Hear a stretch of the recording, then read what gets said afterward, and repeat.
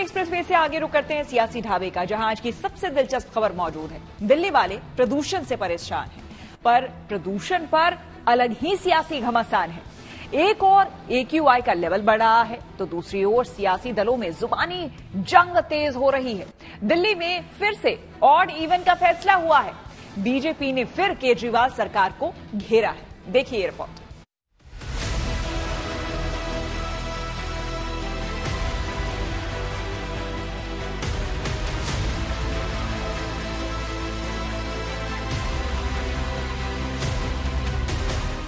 दिल्ली में पॉल्यूशन का सॉल्यूशन नहीं, लेकिन पॉलिटिक्स खूब है। सांस लेना भले ही दूभर हो, लेकिन सियासत भरपूर है। दिल्ली सरकार की सुनिए तो समस्या की जड़ में पड़ोसी राज्य है, लेकिन यहाँ भी हमला यूपी और खासकर हरियाणा पर है, जहाँ बीजेपी की सरकार है।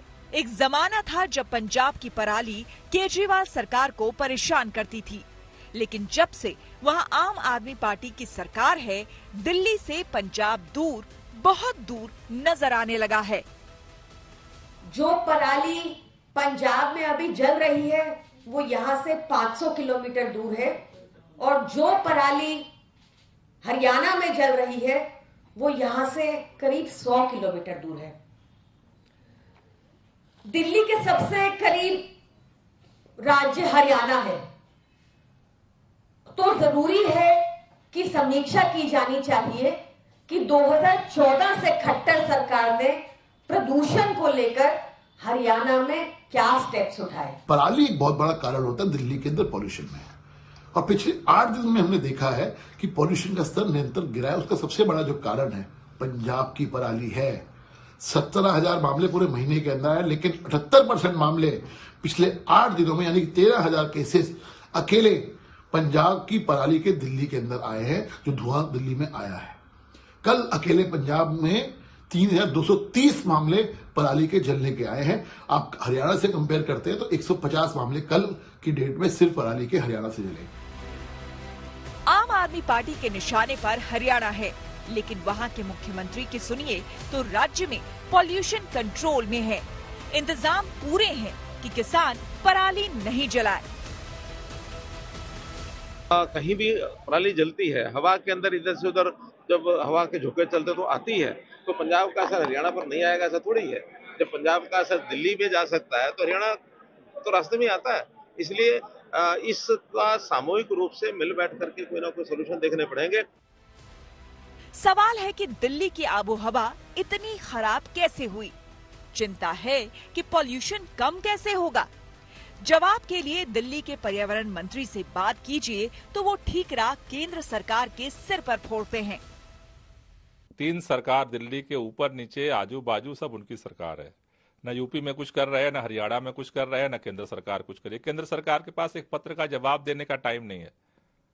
सवाल उठा रहे हैं, हर चीज में कुछ भी करो सवाल उठा रहे हैं, तो सवाल ही उठाते रहो। पूरे उत्तर भारत में प्रदूषण फैला हुआ है और पूरी भारतीय जनता पार्टी केंद्र में बैठी है और सवाल उठा रही है बस। दिल्ली देश की राजधानी है, जाहिर है इसे लेकर सभी की जिम्मेदारी है, लेकिन क्या करें, समस्या पर सियासत भारी है। AQI 500 के पार है, लिहाजा दिल्ली के मुख्यमंत्री ने हाई लेवल बैठक बुलाई। जबरदस्त मंथन हुआ और कई फैसले भी किए गए। एक बड़ा फैसला दिवाली के बाद ऑड इवन का है, यानी एक दिन सिर्फ ऐसी गाड़ियां चलेंगी जिनके नंबर के आखिर में 0, 2, 4, 6, 8 हो।